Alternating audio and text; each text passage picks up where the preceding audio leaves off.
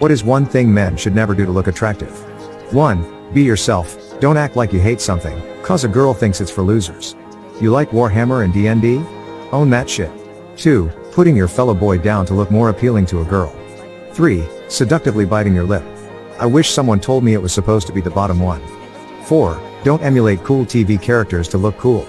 Much like pro wrestlers, TV characters are unrealistically amped up. Patrick Bateman was a psychopath. Is that really something you want to emulate?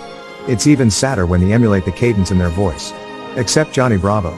5. The tough guy walk/low. Used to have to work with a guy like that. Had his shirt sleeves rolled up over his shoulder showing the ladies his scrawny arms. Bro.